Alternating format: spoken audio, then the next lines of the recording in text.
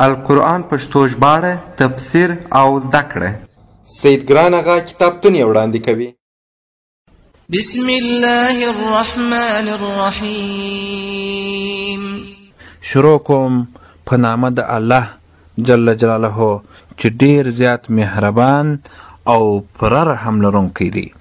وعهدنا إلى إبراهيم وإسماعيل أن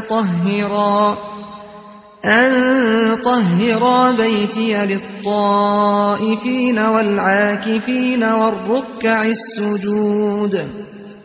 او حکم کړی و موږ ابراهیم علیه السلام ته او اسماعیل علیه السلام ته چې پاک کړي کور زما لپاره د طواف کوونکو او معتکفینو او لپاره د رکوع کوونکو سجده کوونکو.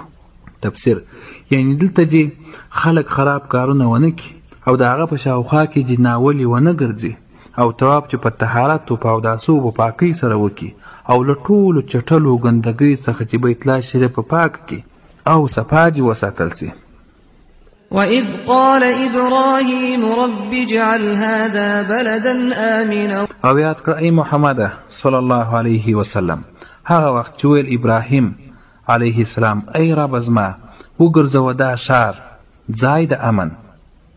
تفسیر د کعبې شریفې د ودانولو په وخت کې ابراهیم علیه السلام داسې دعا کړې وه چې دا میدان چې ودان او مأمون ښار د امن ښار وي لکه چې همداسې وسول. وارزق أهله من الثمرات من آمن منهم بالله واليوم الآخر. او روزي ورکه اوسېدونکو ته له هر راز میوو څخه هر هغه چاله چې ایمان یې راوړی دی د دوی څخه په الله او په ورځ آخره باندې چې د قیامت ورځ ده. قال ومن كفر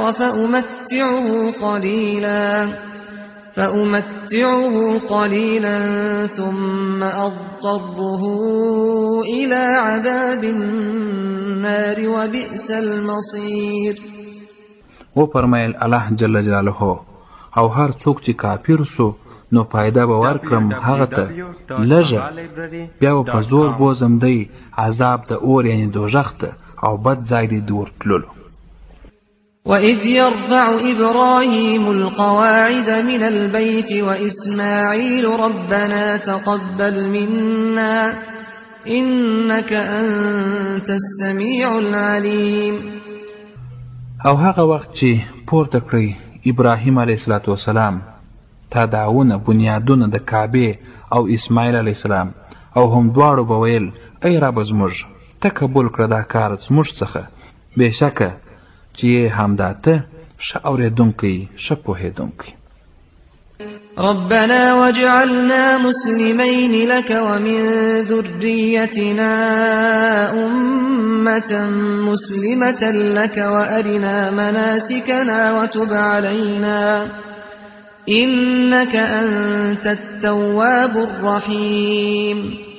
ربنا وابعث فيهم رسولا منهم يتلو عليهم آياتك ويعلمهم الكتاب والحكمة ويزكيهم إنك أنت العزيز الحكيم. ای رب زموږ او وګرځوه موږ حکمنونکي ستا له اولادې څخه زموږ یوه ډله حکمنونکي ستا او وښیه موږ ته احکام د حج زموږ او قبول کړه توبه زموږ بېشکه ته همدا ته یې چې ښه توبه قبلونکی او ښه مهربان یې. ای ربه پیدا کړه په دوی کې یو رسول د دوی څخه چې دوی ووایي پر دوی باندې آیاتونه ستا یعنی چې د توحید او نبوت دلایل دي.